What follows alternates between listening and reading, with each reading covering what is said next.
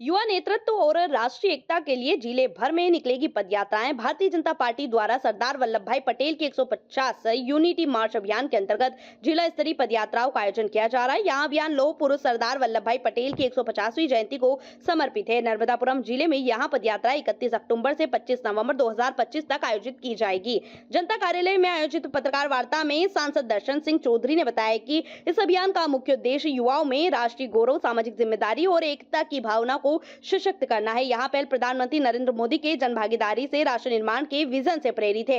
उन्होंने कहा कि यह कार्यक्रम युवाओं के नेतृत्व, क्षमता विकास करने, सामाजिक चेतना बढ़ाने और राष्ट्र निर्माण में सक्रिय भागीदारी के लिए प्रोत्साहित करेगा। विशेष रूप से अमृत पीढ़ी यानी आज के युवाओं को इस यात्रा का केंद्र बिंदु बनाया गया है।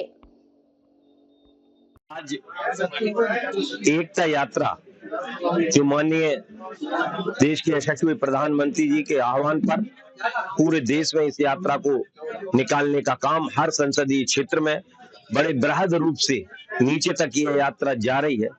हमने इस यात्रा को हर विधानसभा तक इसका संयोजन करने का काम किया है।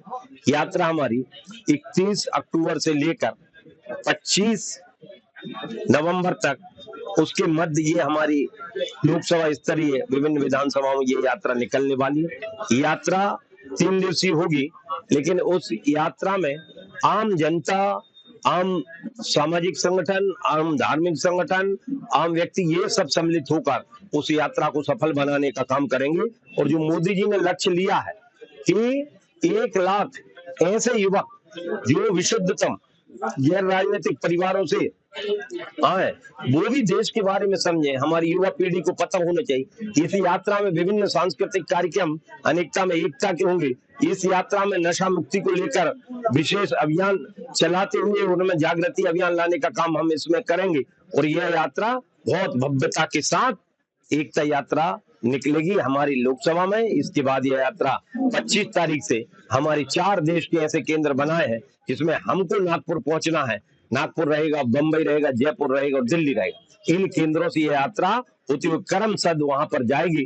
तो करमसद से फिर तीसरे चरण में यह यात्रा, तीसरे चरण में 26 तारीख से लेकर 6 दिसंबर तक, यह 26 नवंबर से 6 दिसंबर तक यह पैदल मार्च हमारा केवड़िया तक, जो स्टैच्यू ऑफ यूनिटी जो बनाई गई है, वहां तक यह यात्रा जाएगी।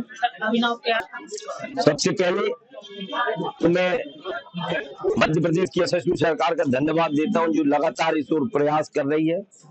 देश की सरकार का भी धन्यवाद देता हूं। और विशेष प्रयास, चूंकि हमारा गेहूं उत्पादक क्षेत्र है, पूरा नर्मदापुरम और पूरा लोकसभा, मेरा किसान समाज से भी आपके माध्यम से यही अपील है कि अपने नरवाई में कोई आग न लगाए, जिससे उससे मित्र कीटाणु खत्म हो जाते हैं, उत्पादन में भी कमी आती। इसलिए जागृति अभियान हम ये छेड़ रहे हैं। उसके लिए विशेष उपकरण जो सरकार ने हमारे मेलों के माध्यम से उनकी जानकारी दी भी है। इस प्रकार की यदि कोई संयंत्र बीच में खरीदता है तो उसके माध्यम से सीधा सीधा भूसा में परिवर्तित करने का काम हो जाता है। और किसी भी तरह से नरवाई में आग न लगाएं, ये उनसे निवेदन भी है। सरकार और प्रशासन से भी हम बात कर रहे हैं। लेकिन एक मेरा बड़ा उसमें अपील ये है कि जो गांव हमारा पूर्ण नरवाई में किसी भी प्रकार की आग की घटना या नहीं लगाएगा, तो हम उस गांव को प्रोत्साहन पुरस्कार सांसद की ओर से देंगे। कोई बात है, मैं ये कहता हूँ, भ्रम फैल, कल मैं उसी क्षेत्र के दौरा से आ रहा हूँ। भ्रम की स्थिति कोई कहीं भी कैसे भी बना दे। मैंने मध्य प्रदेश तो है ही, मैं मध्य प्रदेश का किसान मोर्चा अध्यक्ष तो हुई, लेकिन क्षेत्र में मैं सांसद होने के नाते हर उस क्षेत्र का विकास मैं चाहता हूँ। वो गांव हमारे सुरक्षित है, उनके लिए विशेष मांग करेंगे। प्रूफ रेंज के विस्तार की बात नहीं कर रहे। प्रूफ रेंज में जो सुविधाएं थी उनको बढ़ाने की बात, जो वहाँ के सैनिकों की दिक्कत थी, वहाँ के उसको बात थी, उसको कांग्रेस तोड़ मड़ोड़ कर कुछ भी प्रस्तुत कर देती है।